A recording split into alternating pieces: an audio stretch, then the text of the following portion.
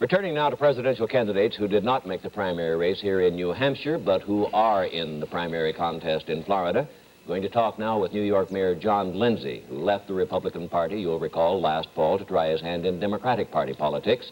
And he spent nearly as many days in Florida since the year began as in New York. But he's standing by in our New York studios this morning. I've used that expression again. I'm sure he's seated. Good morning, Mayor. Good morning. Good morning. With so many candidates in the Florida primary, 11 of them, 11, count them.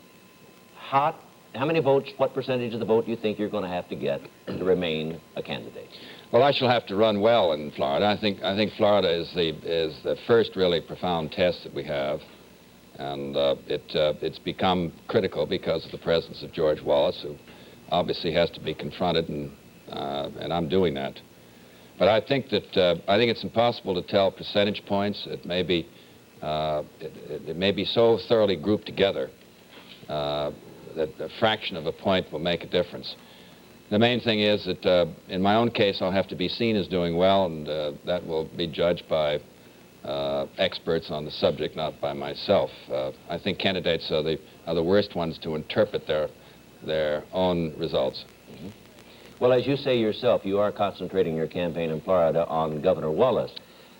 We perhaps understand that. He's leading in the polls down there, but does this suggest that there's no substantial difference between you and the other Democratic candidates, Governor Wallace aside?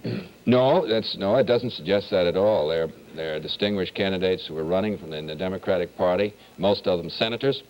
It's small consequence to me, actually, whether there are 5 senators or 25 who are running. We come from different worlds. I've been in the Congress, and I've been in the executive branch of the government as a law enforcement man in the Department of Justice. And I can tell you that any single week as mayor of New York City teaches you more and tells you more than all 10 years in Washington put together. So what I'm attempting to do is to bring something from the neighborhoods and the communities into this Florida contest. I think people are increasingly concerned about the distance from Washington. And as one who knows something about neighborhoods and the streets, I've lived on the streets for the past 6 years, that's the kind of thing I want to talk about. Well, talking in terms of programs and using Governor Wallace as one of his favorite expressions, not a dime's worth of difference, tell us about 10 cents worth of difference between you and, say, Senator McGovern on programs, not just problems. I think one of the key differences is that I don't think you can compromise with George Wallace. And I'm not talking about Senator McGovern or any other senator as a single person. I'm talking about all of them. The Scott Mansfield compromise on school integration, to me, was a very bad compromise. Excuse me, Mayor, I think you meant to say school busing. On school busing? Yes. Yes. And to me, it was a direct assault on the 14th Amendment. If you live in the streets, as long as I have, you begin to understand that when you start compromising with a Wallace, you're heading down a long road of danger. And I think the country's in trouble.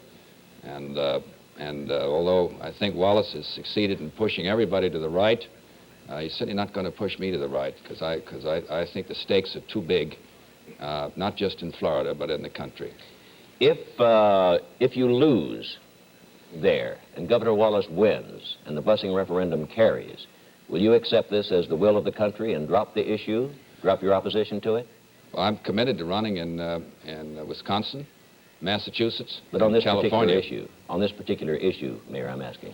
Well, I think the issue is countrywide, and the reason that I think Wallaceism is a threat to the country at the moment is that the climate is so bad, and there's a receptivity to what Wallace stands for.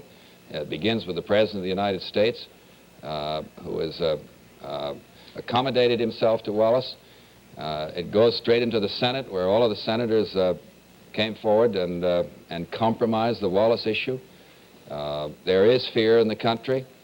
I'm not sure, but if they drive on a plebiscite, as they have the busing question in Florida, some other fundamental issues like the First Amendment or the Bill of Rights, I don't know what would happen to that in the United States today because of the climate. Barbara? Mayor Lindsay, earlier in our program, good morning, Senator McGovern said that he would stand with Governor Askew of Florida against busing, which makes his point of view similar to yours. Further, there has been criticism, a good deal of it you're aware of, I'm sure, that for busing, that there's been a great deal of criticism for busing, yes, in your own city about some of the very difficult and disastrous conditions in the city. I would like, therefore, in view of these 2 points, to go back to what Frank said and ask you where you do see the major differences and the major issues between you and someone like Senator McGovern. I think I've tried to state that already, Barbara. I come from a different world than all of the senators now. I've been in the Congress. I know what it is to introduce bills and to talk on those subjects. I was one of the floor leaders on 3 of the country's major civil rights bills. I've been in law enforcement in the Department of Justice. And my world is the world of the communities. When I was in Miami the other day, the most interesting experience that I had was sitting down with the chief of police of Miami and 25 of the business leaders there who wanted to talk to me not about politics or my own candidacy, but about what we're going to do about the crime rate in Miami, because it's now the highest in the country. And we have a problem in New York, and every city has a problem in New York with crime. But at least we know something about it, because I live with it every day of the week, and we deal with it. And I know something about the delivery of programs. I know what works and what doesn't work. And I also know what Washington hasn't been doing to help these neighborhoods like Miami. I'm terribly sorry. We live every day with a clock, as you know, and our program says that we must move along, but not without thanking you for getting up and coming into our studios in New York. We do appreciate it. A reminder that the Today program will be in Florida 3 days next week to cover the primary there.